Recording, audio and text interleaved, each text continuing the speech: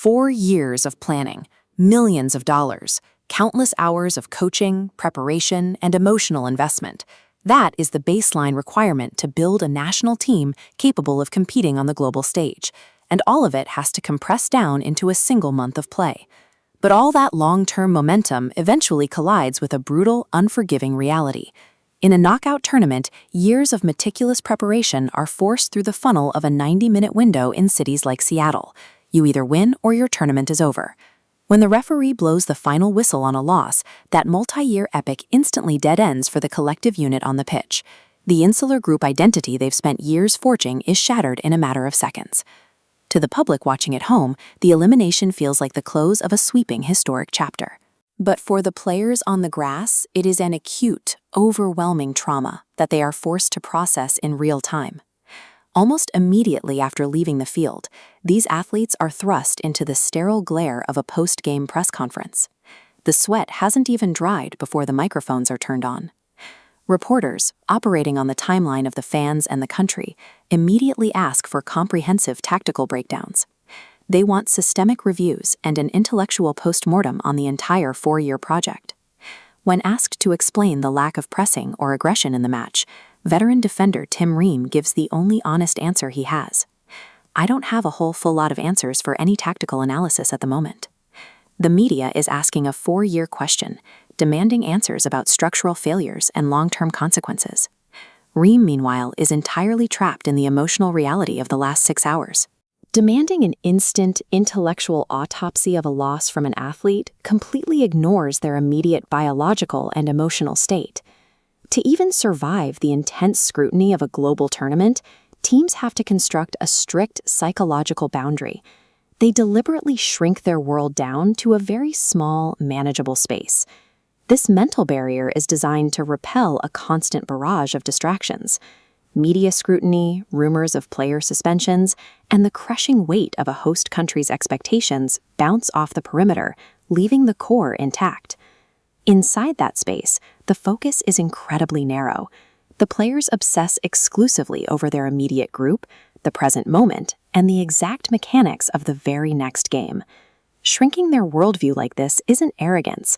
It is a necessary survival mechanism that allows elite athletes to perform without being paralyzed by the occasion.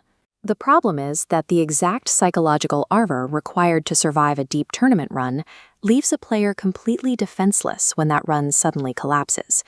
Ream describes this state as being stuck in player mode. His brain is still operating under the strict parameters of competition, making him physically incapable of stepping back to evaluate the overarching strategy.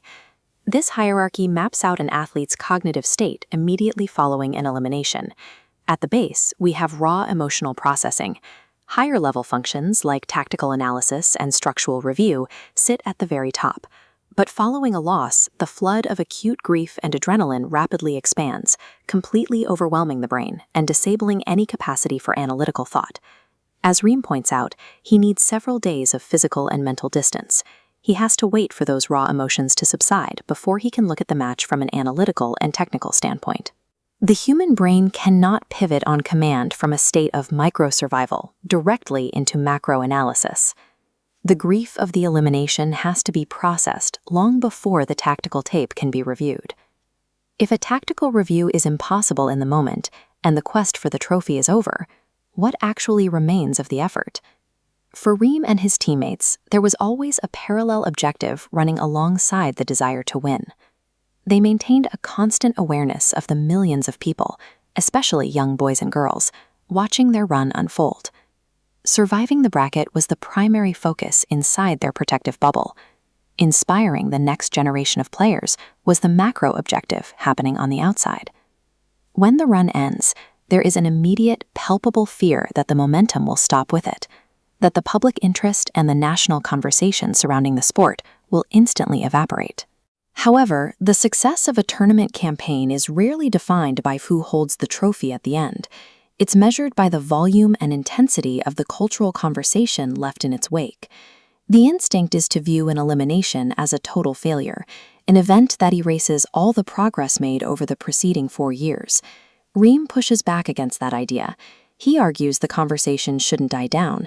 Instead, it needs to pivot. The focus has to shift toward how incredible the journey was and how that momentum can be carried forward. This is the moment the team transitions from an active state of competition into a permanent source of inspiration for a developing soccer nation. The player's immediate timeline ends in acute, blinding grief, but the nation's timeline absorbs that effort, transforming a 90-minute loss into an enduring legacy.